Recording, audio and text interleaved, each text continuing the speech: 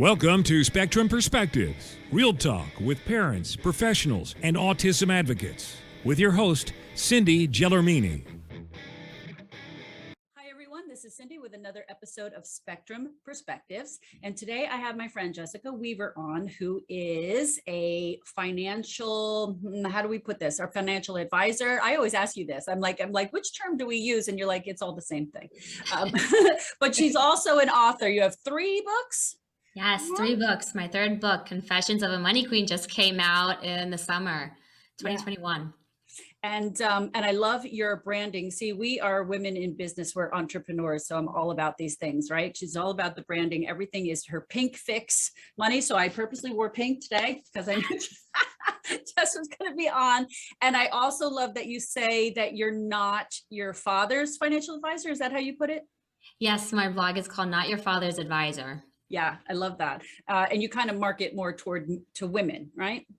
I do. We do work with men, and we work with a lot of households and families, but I wanted to bring money in a very safe environment in an engaging way to women, to educate, to help them understand, not be intimidated by it, not be overwhelmed or stressed by money, but to find a fun way to do it on their own terms, not how this dinosaur of a man told them how to do it years ago, or how their father's advisor told them how to do it, but really what makes most sense for them. What's the purpose of these investments? What's the purpose of the planning for their life when it comes to executing all of their goals, not just the financial goals, all of their goals? Right. To me, the subject of finance, when you say finance, not money, it's immediately intimidating to me. Isn't that interesting? Yeah, that's just to me, and I immediately picture, a man in a suit, and the whole subject is scary and intimidating and something that I just sort of want to avoid. So yeah. All of a sudden you think of asset allocations, right? The stock markets, insurance, protection. Yes. Like, what is all of this stuff? And it's like mind blowing, and it's too much information, and I can't wrap my head around it. And so I just avoid it altogether. So I was very happy to meet you because you're not intimidating. You're very friendly, and and you're a woman, and very approachable. And I feel like, okay, this is somebody that I can feel safe with, that I can talk about money with, and not get overwhelmed. And you won't make me feel like an idiot that doesn't understand. Yeah. Well, there's no judgment.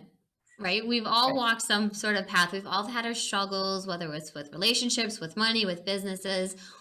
There's no judgments at all with me. And I hear that feeling ashamed or embarrassed when it comes to money, or maybe mistakes. And you should never feel ashamed or embarrassed because it's never been your fault, right? It's never been your fault. The plan might have sucked. The plan might not have worked right. Or maybe there wasn't even a plan. So you're on the no plan. Right. But it's never been your fault. Let's just find, what are these opportunities? We can make these small switches so easily. What are these opportunities, small changes in our behaviors and our mindsets that can completely change the trajectory of our wealth, of our money-making ability in this world? Right. And you mentioned the word wealth too. So to me, when I hear wealth and financial planner, I think this is for rich people. This is for millionaires. They are the ones that need the financial planner, not the everyday person like me. And the more I know you over the past couple of years, the more I realize, no, these are things that everybody can glean from and learn from. So I think it's really important. And so I want to explain why I brought you on, because the first few episodes that I did, all of the moms were single moms, and they all were divorced, and there's a very high divorce rate. So then I brought on Carolina Denhart, who's a divorce attorney. Again, that's a subject people don't want to think about. They don't want to think, oh, I could end up divorced someday. But unfortunately, there's a very high divorce rate, and it may happen. And what she's good at is helping women, anyone in general, but mostly women, plan ahead and plan for the future. Mm-hmm. And I also brought up the subject that, my son suddenly passed away one day, and I wasn't prepared for that. And a spouse could suddenly pass away, and you just don't know. And a lot of women are not prepared for the suddenlies. Mm-hmm. And I will tell you a quick story. I'm planning a women's retreat weekend, and a ton of women could not even pay for it on their own. They didn't have their own PayPal account or Venmo account. They had to do it through their husband's account. Mhm. Okay. And that's my perfect example. This is what Carolina talks about, is Yes. that these women suddenly find themselves in a place where they're divorced on their own. They've never paid the mortgage. They've never paid a bill. They have no idea what's going on in their financial situation at all, because they've let their husbands do everything. Mhm. And I just think that we just need to be prepared. And then the other side of the story that I want to hit with when I talk to you is preparing for your special needs child. And when they turn 18, you have to declare legal guardianship. And how do you plan financially for their future and yours, and all of that? So those are subjects I want to hit, and I'm going to give you the floor. Oh, I love it, Cindy. Yes.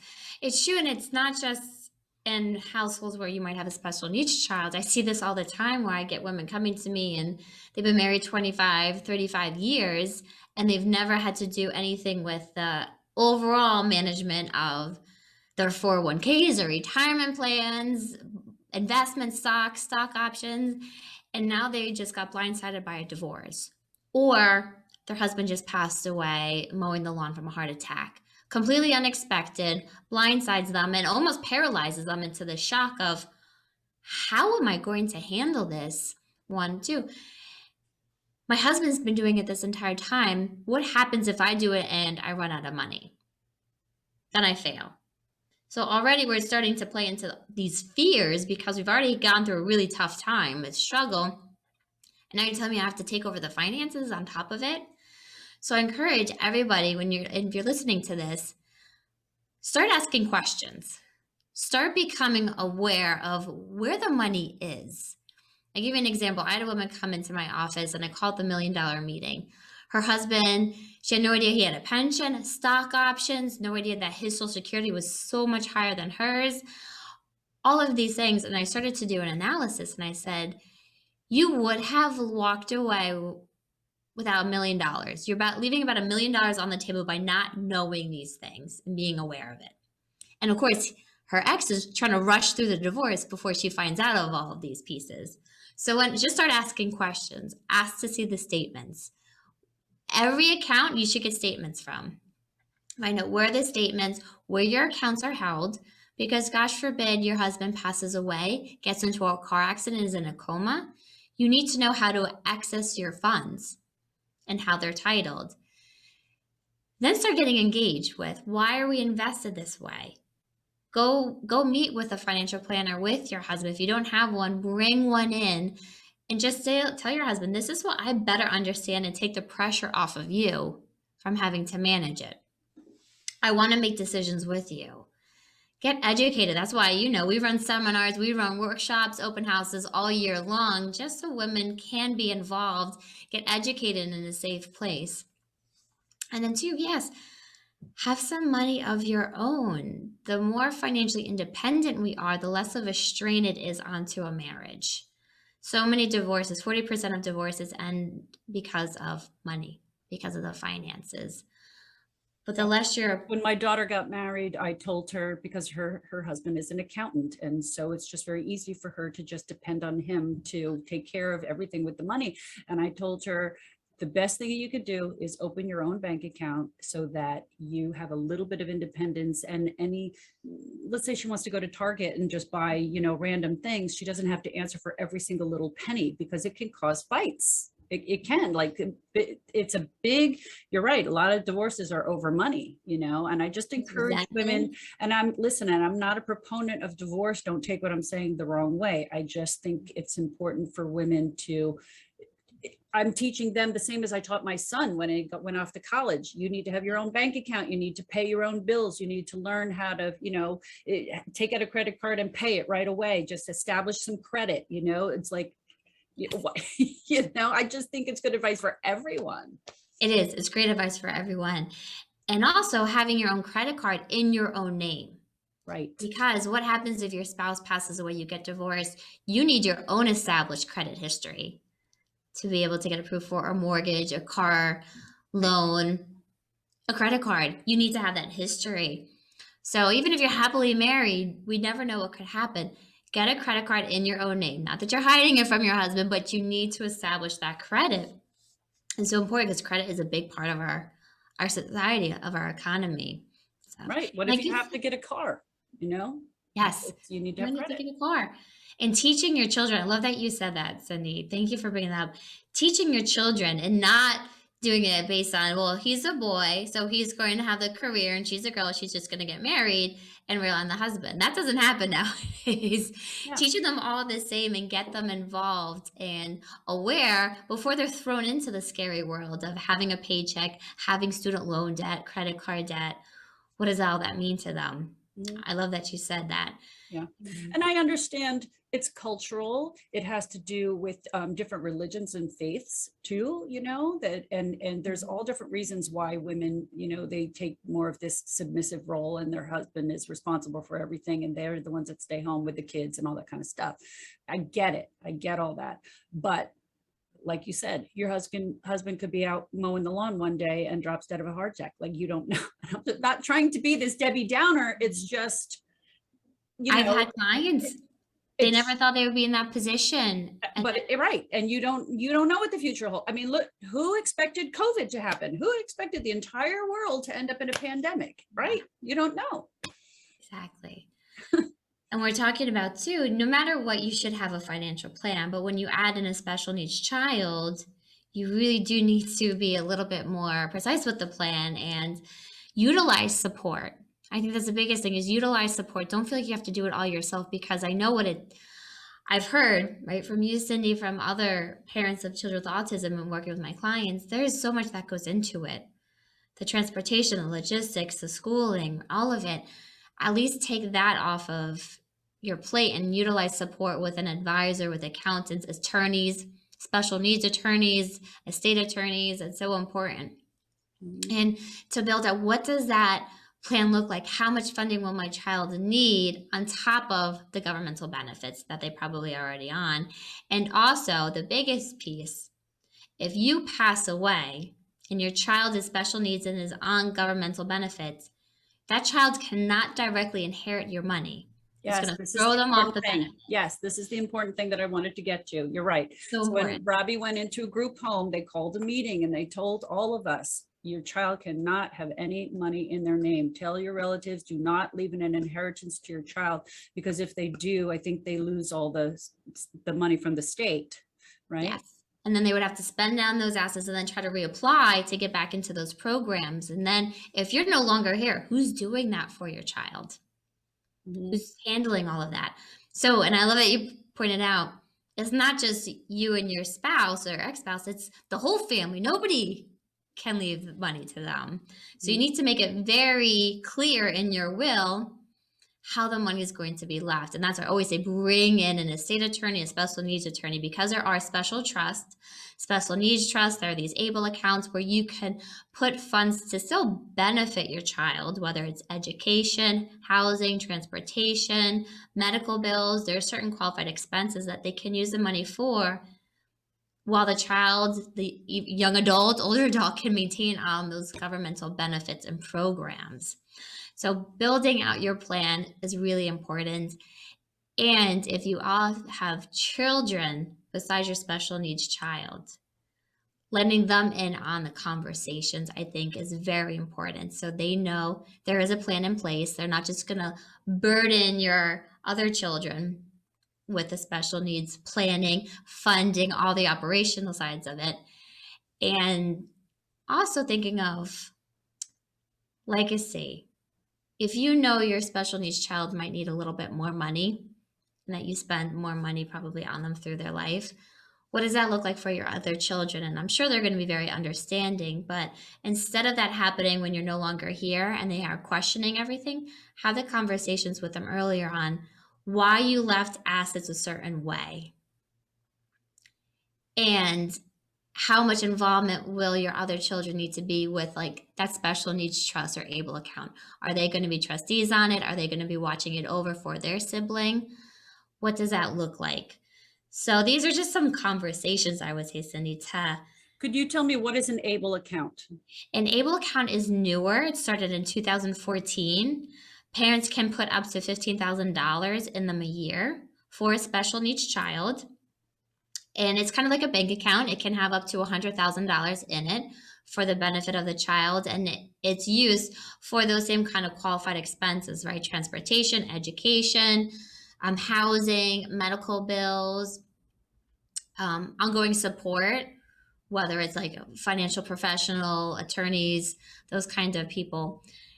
And what happens is after the child passes away, the state, depending on how much financial support they gave to your child, can then make claim against the ABLE account to get recompensated for any money that they paid out.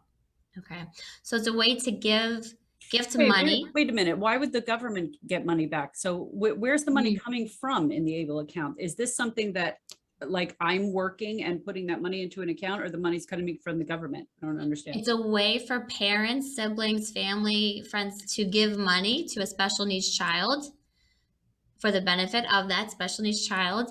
The special needs adult, if they're working, they can contribute up to a certain income limit. Where does this money get held? In a bank account? It's like a bank account. Mm-hmm. Okay. Like a bank account, yes. But why would the government get reimbursed? That's what I'm not understanding. So this is a big thing people don't talk about with special needs trusts as well.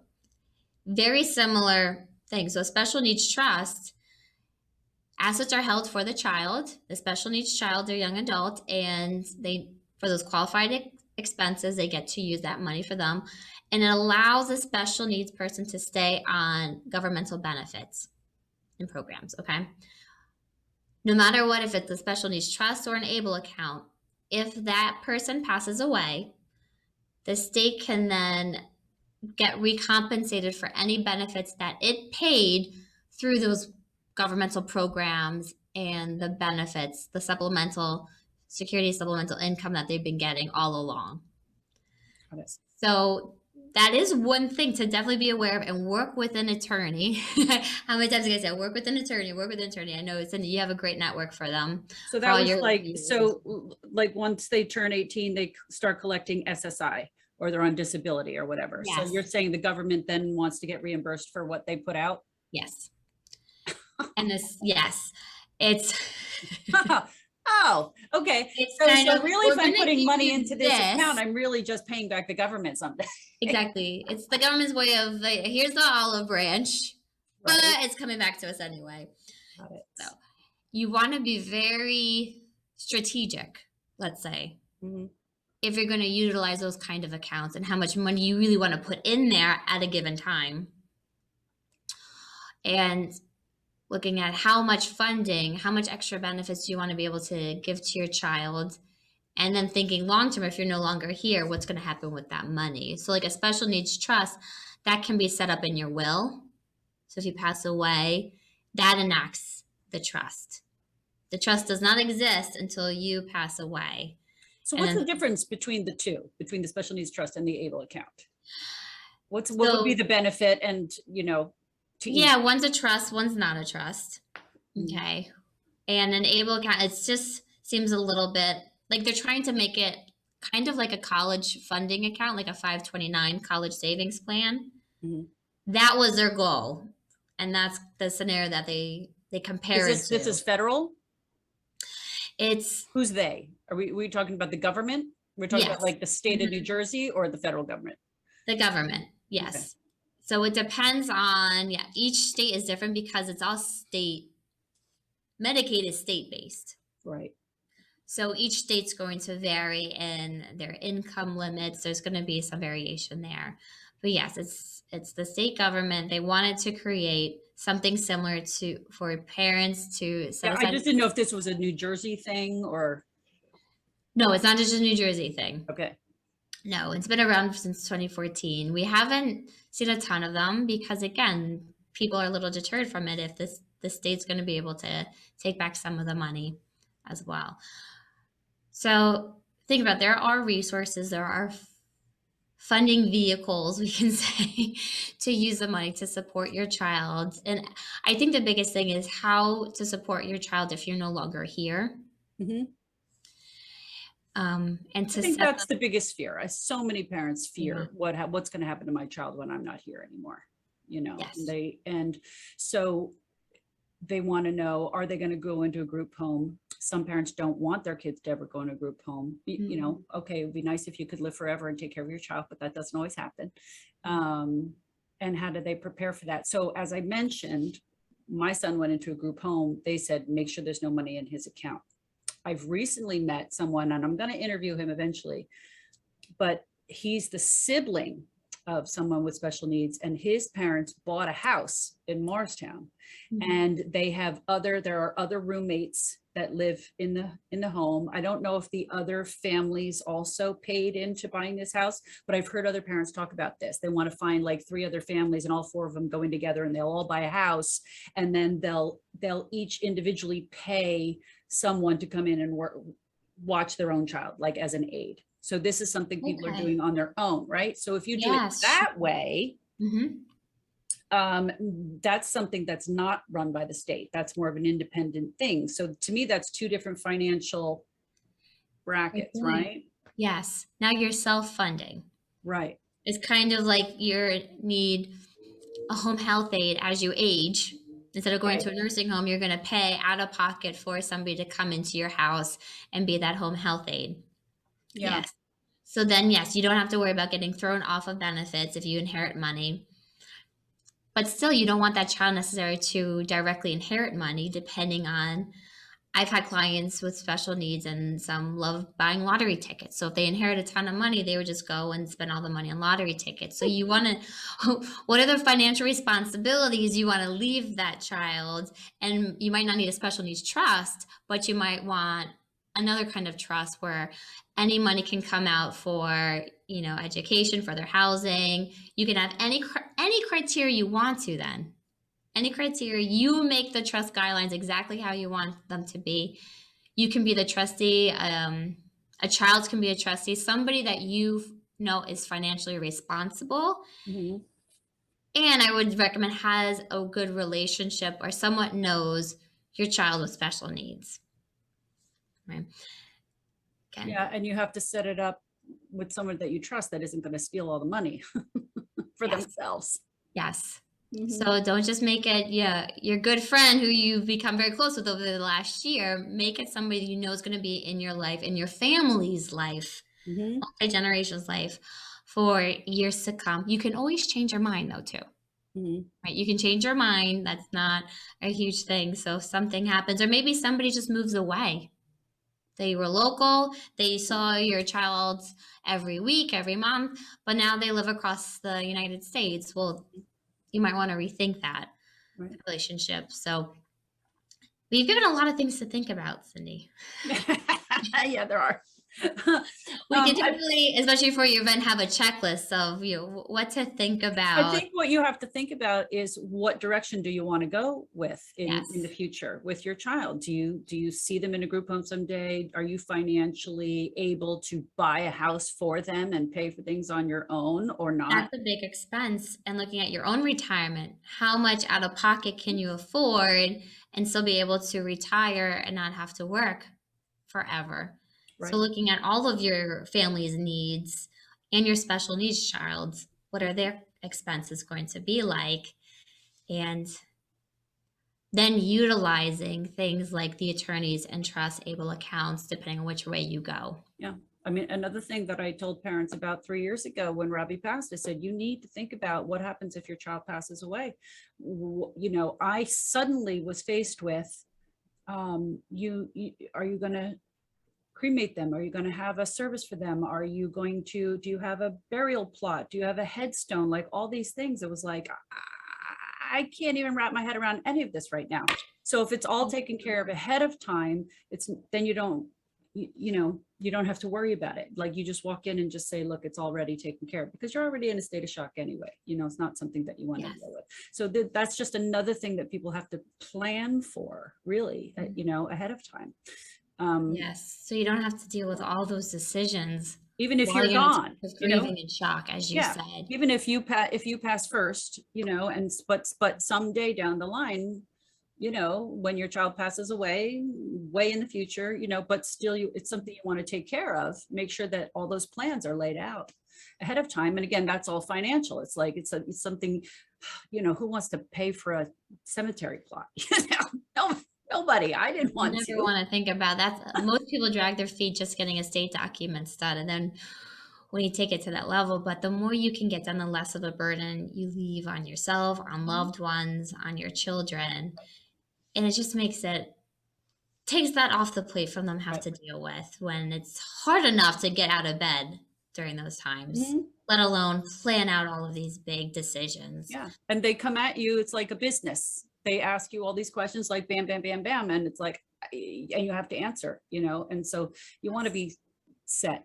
So what I'd like to do is let's try to give a plan. Okay. So let's say their child is newly diagnosed, or they're maybe 5 years old, right? So we're looking at all these things in the future. What are steps that parents should be doing now to financially plan for the future? Great question. I would say first two steps, meet with a financial planner, especially when there are ones who work in special needs area or touched on it, and an estate attorney.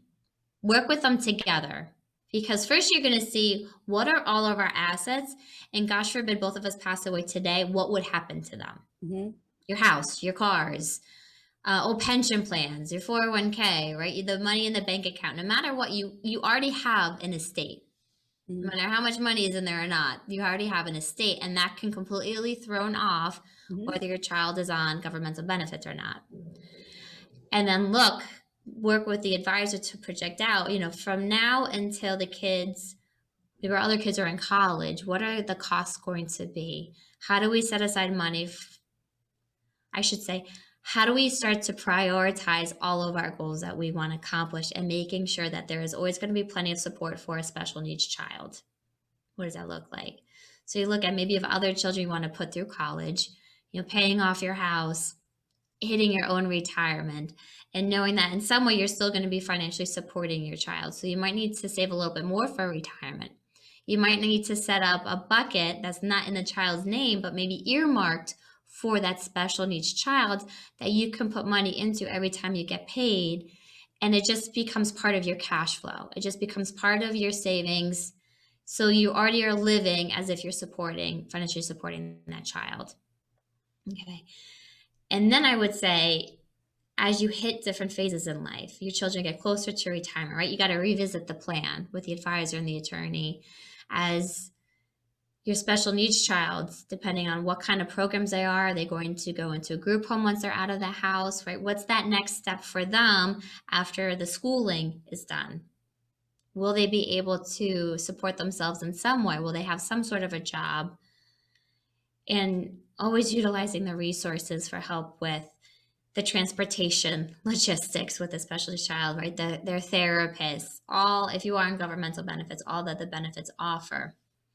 And of course, as the child gets to 18, the guardianship becomes the biggest piece.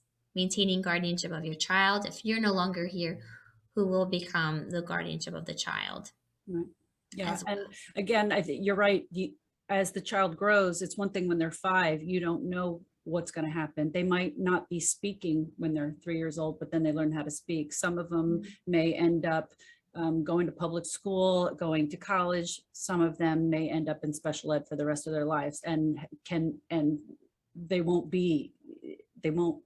hold a normal job, a regular paying job. They may have to go to a day program, so I think as the years keep going on and you watch the progression of your child, you start getting a better idea of what you're going to need to do in the future. You might not know when they're 5, but as they approach Yes. 18, you start getting a better idea of what the realities and what you're going to have to look at.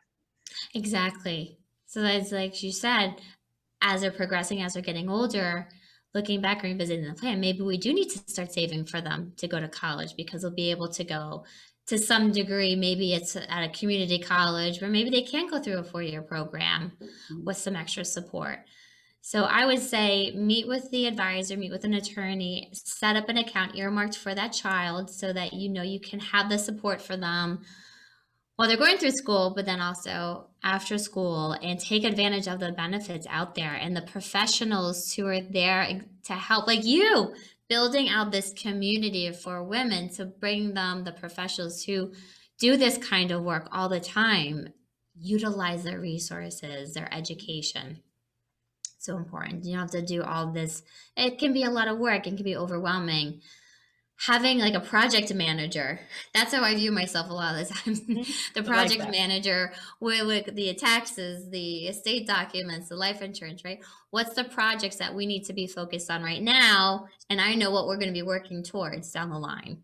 Yeah, and people are in different situations too. Like, my husband was a government employee. He had a pension, but a lot of people don't have that anymore, so they have to, there's so much they have to think about and plan for, and it can be overwhelming and scary. And I think if, by talking to someone like you that you do this all day, every day, it can kind of take a load off a little bit, take away some of the scariness.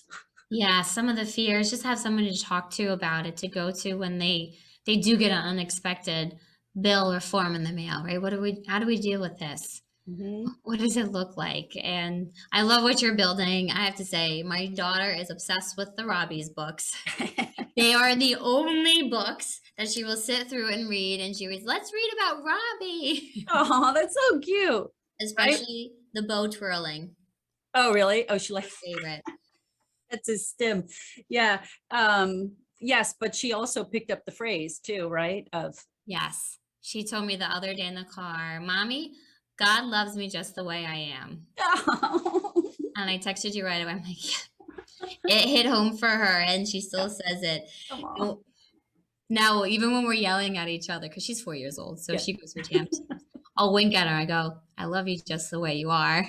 And no matter what, it puts a smile on her face. It Yeah. stops her crying, and she starts laughing. Oh, I love that. It's so cute. I'm just, The meaning behind the books and the meaning behind what you're doing for all these moms is just amazing, and I'm so grateful to be a part of it. yeah, I'm glad to really have you a part of it. So yeah, I'm trying to help the younger ones, that this is all new to them and it's overwhelming and it's scary.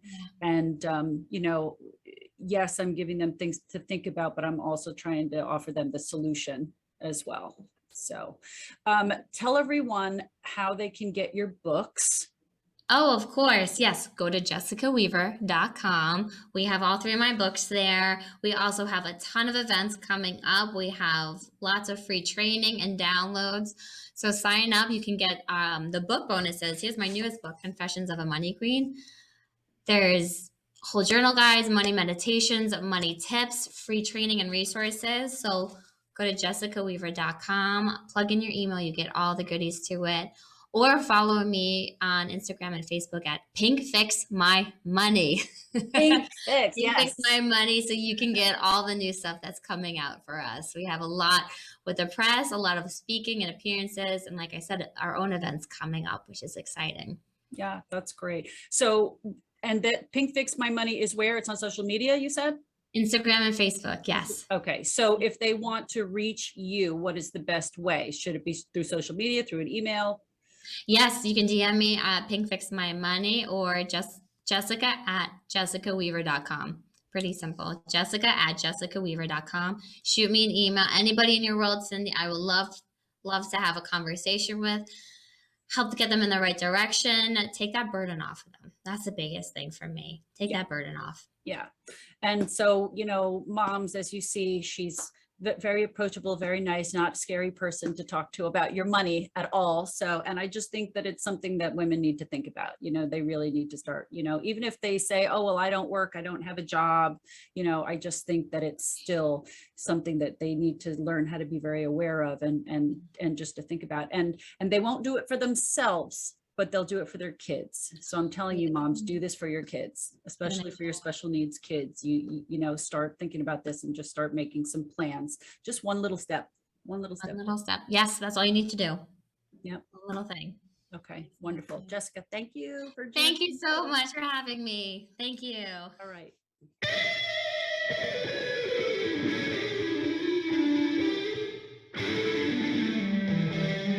That's it for today's episode. I hope you enjoyed listening and it helped you gain a new perspective. If you're interested in buying our book series, Robbie's World and His Spectrum of Adventures, the link will be in our episode description as well as my Instagram and Facebook pages. If you enjoyed the show and you'd like more content, please be sure to hit that like button, follow us, and don't forget to leave us a great review. Thank you for joining us. Be sure to join us again on our next episode of Spectrum Perspectives. Thank you for joining us today. Be sure to join us again on our next episode of Spectrum Perspectives.